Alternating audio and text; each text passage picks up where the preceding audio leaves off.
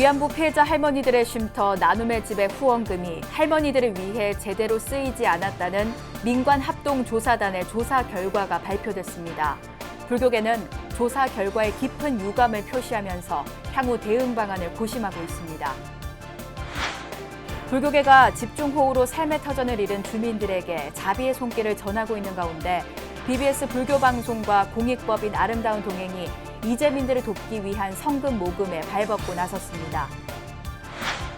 현존하는 세계 최대의 철불이 1000년 전 현재 하남 지역에서 만들어졌다는 사실이 세상 주목받고 있습니다. BBS 불교방송이 보물 제322호 타사창동 철조 석가열의 좌상을 조명하는 특집 다큐멘터리 방송에 앞서 세계 최대 철불의 가치와 의미를 조명하는 기획 보도를 준비했습니다. 한국 불교의 한 축인 비구니 스님들의 복지 활성화와 처우 개선을 위한 미래 복지 모델을 마련하려는 움직임이 본격화되고 있습니다. 코로나19 사태 장기화로 저소득층에게는 마스크 구매가 여전히 부담이 되고 있는 가운데 한 사업가가 세균을 잡는 휴대용 마스크 케이스를 불교계 복지시설인 고양시 덕양행신종합사회복지관에 기부했습니다.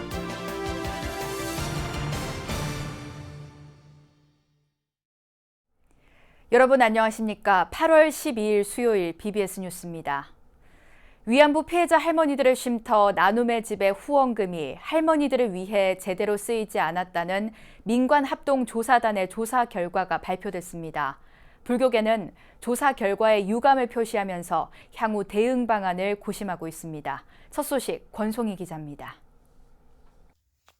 나눔의 집 운영 실태에 대해 조사를 진행해온 민관합동조사단이 그동안의 조사 결과를 발표했습니다. 합동조사단은 나눔의 집에 들어온 후원금들이 대부분 할머니들을 위해 사용하지 않고 토지 매입에 사용하거나 건물을 짓는 데 적립한 것으로 드러났다고 밝혔습니다. 방법으로 지난 5년간 모집한 후원금 88억 원.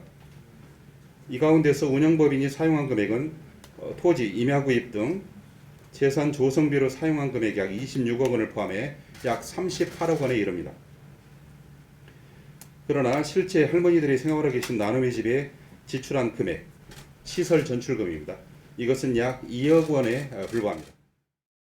또 기부금품법에 따라 1,000만 원 이상의 기부금품을 모집하는 경우 등록청에 등록해야 하지만 나눔의 집 측은 이를 지키지 않았다고 지적했습니다. 이 때문에 후원금의 액수와 사용 내역 등이 제대로 공개되지 않았고 나눔의 집 법인은 업무 검사도 받지 않았다고 덧붙였습니다. 합동조사단은 나눔의 집 측이 사진과 그림, 응원 편지 등 위안부 할머니들의 생활을 담은 기록물을 베란다에 방치했고 이 가운데는 국가지정 기록물도 있었다고 밝혔습니다. 경기도는 조사단의 최종 조사 결과가 나오면 위법 사항을 경찰에 수사 의뢰하고 행정 처분을 내릴 계획입니다.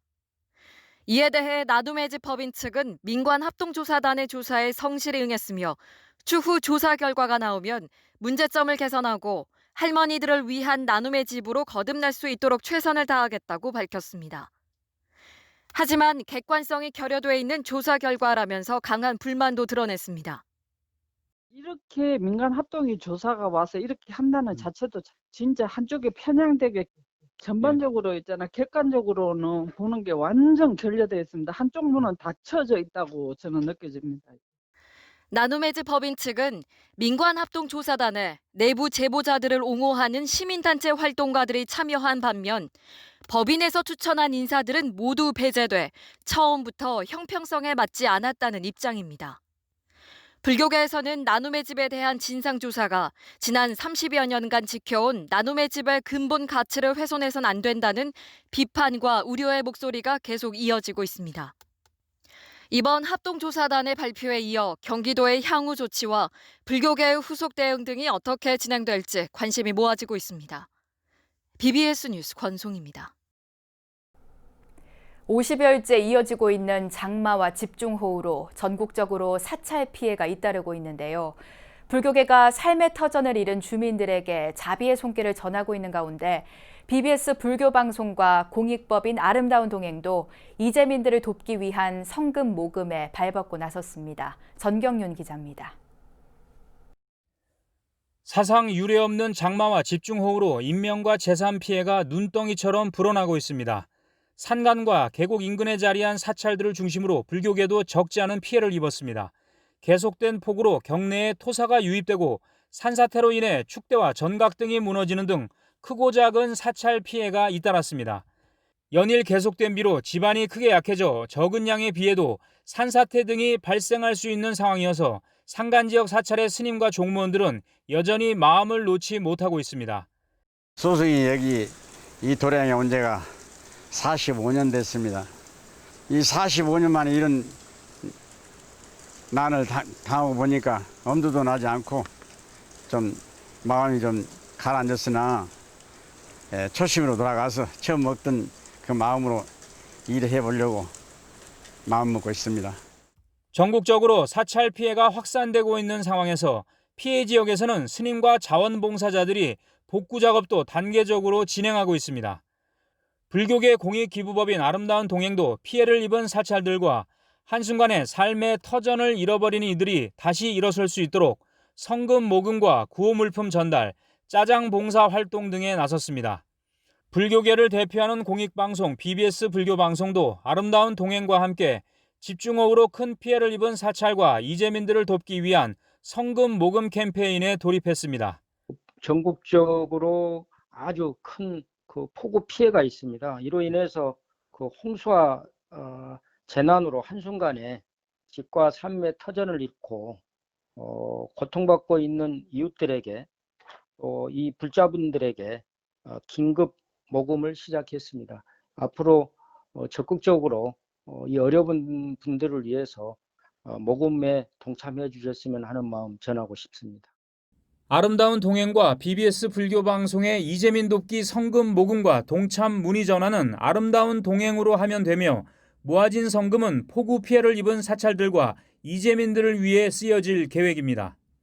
이에 앞서 충주 창룡사주지 일릉스님은 수재민들을 돕는 데 보탬이 됐으면 좋겠다며 성금 500만 원을 청주 BBS에 전달했습니다. 청주 BBS는 이 성금을 충북 사회복지 공동모금회에 전달했습니다. 전국을 덮친 집중호우 피해로 큰 피해가 난 가운데 불교계의 잇따른 자비행이 시름에 빠진 이재민들과 불자들에게 다시 일어설 수 있는 희망과 용기를 전해줄 것으로 보입니다. BBS 뉴스 정경윤입니다. 전남 구례에서 한우가 폭우로 침수된 축사를 빠져나와 인근 구례 문화예술회관으로 피신했다가 무사히 축사로 돌아갔습니다. 구례 주민에 따르면 기록적인 폭우가 쏟아진 전남 구례읍 양정리 축사에서 한우 한 마리가 축사를 나와 바로 옆 구례읍 구례문화예술회관 2층으로 피신했습니다. 이 축사에는 28마리의 한우가 있었지만 갑자기 불어난 물에 대부분 대피하지 못했고 이 가운데 한 마리가 스스로 헤엄쳐 문화예술회관으로 대피한 것으로 추정됩니다. 현장에 있던 구례 주민은 구례 문화예술회관 2층 계단에 대피한 소가 진흙에 미끄러질까 봐 바닥에 짚을 깔아놨지만 소가 계단을 한 번에 뛰어 내려온 뒤 주인과 함께 차에 올라 축사로 돌아갔다고 전했습니다. 서울시는 보수가 필요한 안전 취약시설 14곳을 선정해 올해 하반기 안에 정비한다고 밝혔습니다. 하반기 선정 대상은 구로구 도림천 진입로, 노원구 상계동 옹벽, 성북구 정능천 제방, 강동구 천호동 노후 경계벽 등입니다. 서울시는 지난 2012년부터 위험시설과 노후 기반시설 보수 보강 사업을 벌여 지금까지 262곳을 정비했습니다. 높이 2.81m, 무게 6.2톤의 현존하는 세계 최대 철불이 천년 전 현재 하남 지역에서 만들어졌다는 사실을 알고 계신가요?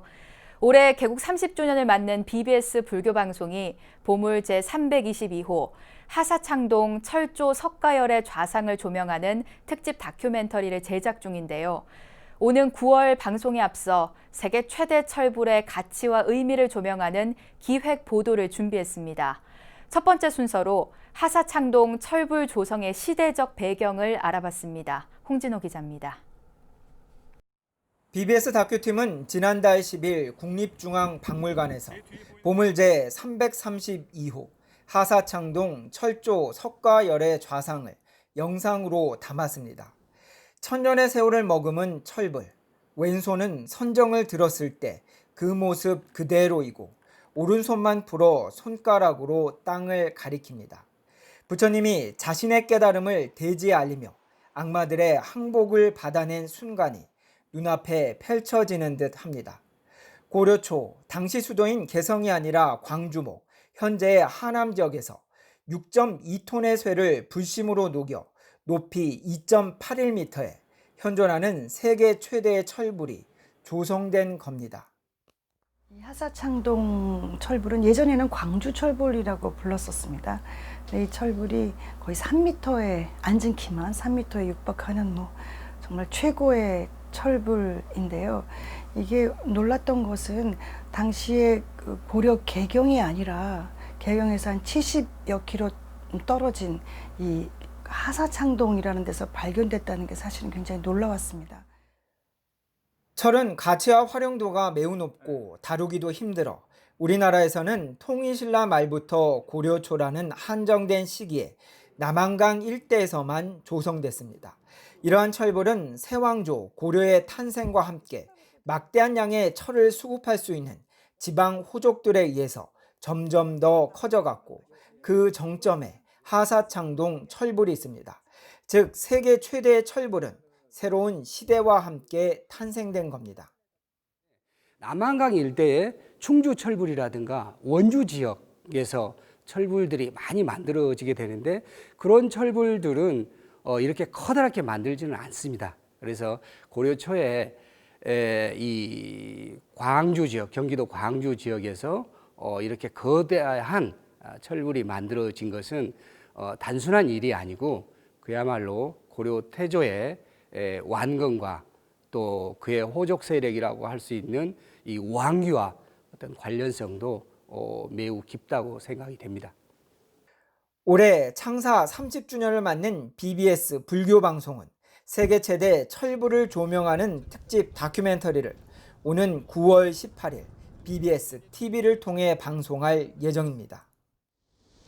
하남 철불 기획보도 다음 주에는 하남 천왕사지에서 발견된 철불이 어떻게 국립중앙박물관으로 옮겨졌는지 그 배경과 과정에 대해 알아보겠습니다. 조계사에서 BBS 뉴스 홍진호입니다. 지리산 화엄사 선등선원 조실, 해광당 종산대종사의 49제 막제가 엄수됐습니다. 화엄사 각황전에서 열린 막제에는 상좌 스님을 비롯해 원로 및 중진 스님, 청주 보살사 신도 등 100여 명이 참석해 스님의 극락광생을 발언했습니다. 화엄사 주지 덕문 스님은 인사말을 통해 스님의 유훈을 받들어 대중화합과 수행정진에 매진하겠다고 말했습니다. 지난 6월 23일 원적에 든 종산대종사는 중앙종의 임시의장과 법제분과위원장, 보살사 직지선원 조실, 천은사 방장선원 조실, 구산선문 태안사 원각선원 조실 등을 역임했습니다. 스님은 조계종 최고 의결기구인 원로회의 의원으로 선출된 이후 해인사에서 대종사 법계를 품수받았고 제67대 원로의장을 연임하면서 종단의 위계질서 정립과 승풍진작에 헌신했습니다. 경남 양산 원각사 주지 반산 스님이 중국의 청량 진관 스님의 화엄경 수소 연희초를 한국어로 번역한 책을 발간했습니다. 반산 스님은 20년간 번역을 거쳐 지난 7월 34권의 화엄경 청량소를 완간했다고 밝혔습니다. 화엄경 수소 연희초는 화엄경을 중국의 청량 진관 스님이 해석하고 주석을 단 것으로 화엄경의 참모습을 고스란히 드러낸 경전이며 이를 반산 스님이 직접 원문을 입력하고 견해를 덧붙여 화엄경 청량소를 완성했습니다. 이야기하면 화엄경이 불교 최고의 경전이라고 말은 하는데 이제 제대로 공부한 것이 없기 때문에 이거는 분명히 우리 강사하는 분들이 제대로 공부를 해서 학인 스님들한테 강의를 해야 되지 않느냐 그런 생각을 제가 하고 있었고 반산 스님의 화엄경 청량소 출판 기념법회는 다음 달 7일 통도사 극락암에서 봉행됩니다. 한국 불교의 한 축인 비구니 스님들의 복지 활성화와 처우 개선을 위한 미래 복지 모델을 마련하려는 움직임이 본격화되고 있습니다. 조계종 전국 비구니회 복지정책위원회 첫 회의는 코로나19, 집중호우 등과 같은 재난 발생 상황에서 비구니 스님들의 역할도 모색하는 자리가 됐습니다. 정영석 기자가 전합니다. 코로나19 여파에다 집중호우까지 겹친 이때 비구니 스님들의 재난 안전을 위한 대책 마련이 시급하다는 목소리가 조계종 전국 비구니회의 복지정책위원회 회의에서 나왔습니다. 회의에 특별 참석한 비구니 회장 봉각 스님은 각종 재난에 대비해 비구니회 차원의 구호 기금을 우선 마련해야 한다고 강조했습니다. 그런 재난이 있으면은 제일 먼저 돈이 나가야 되는데 이건 비구니회의 어떤 재난 구호금 같은 것이 별도로 축적되어 있어야 되겠다는 이런 가운데 이번 폭우로 인한 비구니 사찰의 비피해를 비구니회에서 자체 집계하지 못한 것으로 드러나 개선이 필요하다는 지적도 나오고 있습니다. 홍수 피해가 난 이제 사찰들이 몇 군데 있잖아요. 그 주변 지인이 연락을 해서 저희가 알 뿐이지. 비구니회 복지정책위는 일단 종단의 교구본사격인 전국 19개 지회를 중심으로 재난 피해 사찰 현황을 파악하기로 의견을 모았습니다. 위원회의 첫 회의는 조계종 전국 비구니회가 재난에 대응할 컨트롤 타워 기능을 해야 한다는 의견으로 요약됩니다. 종단과 협의하에 이런 경우는 같이 비구니에서 움직인다. 이렇게 좀 정리를 해주고요. 재난 발생 시에는 우리가 이제 비구니 스님들 쪽만 이렇게 해서 각 지회에서. 회의에선 수행과 복지를 접목한 공동체 형태의 복지타운을 조성해 비구니 스님들을 위한 미래 복지 모델을 구축하자는 목소리도 나왔습니다.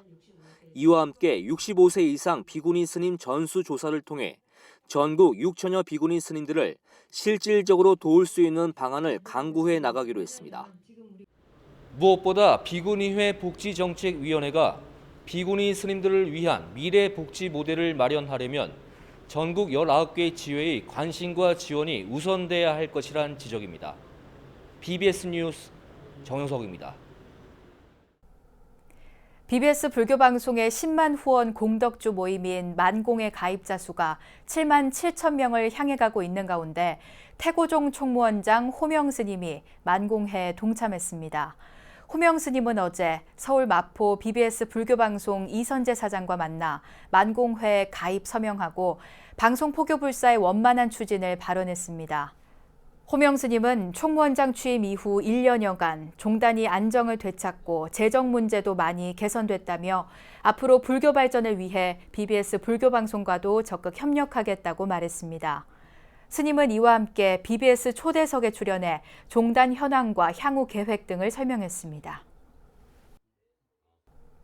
최근 마스크 가격이 안정적으로 유지되고 있지만 코로나19 사태 장기화로 저소득층에겐 마스크 구매가 여전히 부담이 될 수 있는데요. 한 사업가가 세균을 잡는 휴대용 마스크 케이스를 불교계 복지시설인 고양시 덕양행신종합사회복지관에 기부했습니다. 한 번 쓰고 버려야 할 마스크를 새 것처럼 여러 번 쓸 수 있어 자원의 낭비를 막고 가정 형편이 어려운 취약계층에 쏠쏠한 도움이 될 전망입니다. 김호준 기자가 보도합니다.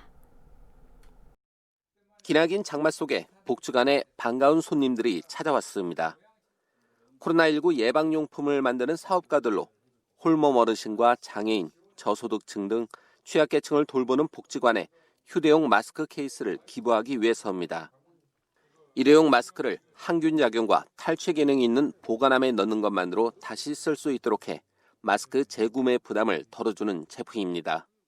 없는 분들 사실 이거 가지고 마스크도 아껴 써야 되는데 이거를 쓰면 마스크도 좀 오래 쓸 수 있고 그다음에 이걸 가지고 뭐 전염의 방지도 되니까 그래서 좀 뭐 사회적으로 좀 어려운 분들한테는 그냥 저희들이 기증하는 게 코로나 극복을 위해서 만든 취지도 그렇고 하니. 최근 조계종 총무원에 비대면 체온 측정기를 전달한 이철주 대표도 동행해 자리를 빛냈습니다. 코로나19와 장마 등 자연재해로 힘든 시기에 이들 사업가의 잇따른 기부는 훈훈함을 더했습니다. 나눔을 실천하는데 이왕이면 우리 이제 불자들이 많이 다니는 곳에 이렇게 기증을 했습니다. 최근에 이용객이 대폭 줄었지만 코로나 사태 이전에 하루에 2,500명이 드나들던 복지관 입장에서는 시의적절한 선물임이 틀림없습니다. 코로나19가 발생했을 때 우리가 10,000장 정도를 구입해가지고 그 이용자들한테 주니까 이틀 되니까 10,000장이 없어지더라고요. 마스크를 재활용할 수 있는 방법이 있으면은 그 이용자들이나 또 코로나19 예방에 큰 도움이 될 거라고 생각했는데 실제로 저소득층의 경우 마스크 구매에 어려움을 겪었다는 게 복지관 측의 설명입니다. 어려우신 분들 저희 복지관 방문하실 때나 이용하실 때 보면은 다른 분들에 비해서 마스크가 조금 때가 타 있다든지 이런 게 확실히 조금 더 심하더라고요. 이번 마스크 케이스 기부를 비롯한 우리의 작은 정성이 모일 때 지역 내 소외계층을 보듬는 복지관의 손길이 더욱 힘을 받을 것으로 보입니다. 불편함 속에서라도 복지관이 활성화되는 역할을 해야 되는데 이제 이런 면에서는 그 마스크 소독기가 이제 복지관을 조금이라도 활성화시키는데 도움이 되지 않을까 생각입니다. 기부된 마스크 소독기에는 안전성과 편의성을 비롯해 이웃 사랑을 실천하는 따뜻한 마음이 담겨 훈훈한 감동을 주고 있습니다. BBS 뉴스 김호준입니다. 이어서 꼭 짚어봐야 될 공감 뉴스들을 모아봤습니다. 오늘의 알찬 뉴스입니다. 문화재청과 국립무형유산원, 한국문화재재단은 광복절 오후 4시 경주 예술의 전당에서 전통 소리와 춤, 기회를 선보이는 굿 보러 가자 공연을 엽니다. 이번 공연에선 정수님 보유자의 판소리, 이정희 명무의 도살풀이춤, 여성농악단 풍류도감의 판굿 등이 펼쳐집니다. 박경리 작가의 문학정신과 생명사상을 선양하고 문학 청소년들을 격려하기 위한 2020 원주 박경리 문학제 제11회 전국 청소년 100일장이 오는 10월 17일에 열립니다. 초중고교 재학생과 해당 연령 청소년이면 누구나 시와 산문 부문에서 참가할 수 있으며 대상 1명에 문화체육관광부 장관상과 장학금 100만 원, 최우수상 1명에게는 강원도지사상과 50만 원이 주어집니다. 서울시 북촌문화센터는 광복절을 맞아 무궁화 만들기 체험 프로그램을 마련했습니다. 서울 한옥포털 홈페이지와 북촌문화센터 SNS를 통해 신청하면 선착순 70명에게 무궁화 모양 방향기 재료와 설명서 등을 우편으로 보내주고 광복절인 15일에는 사전 신청자 30명을 대상으로 북촌문화센터 안방에서 무궁화 만들기 체험 활동을 진행합니다. 불교계 공익기부법인 아름다운 동행과 BBS 불교방송이 집중호우 피해를 입은 사찰들을 돕고 한순간에 삶의 터전을 잃어버린 이재민들이 다시 일어설 수 있도록 성금 모금 캠페인에 나섰습니다. 갑자기 닥친 수해로 시름에 잠겨있는 우리 이웃들에게 따뜻한 자비와 위로의 손길을 전하는 일에 적극 동참해 주시기 바랍니다. 이상으로 8월 12일 수요일 BBS 뉴스를 마칩니다. 여러분 고맙습니다.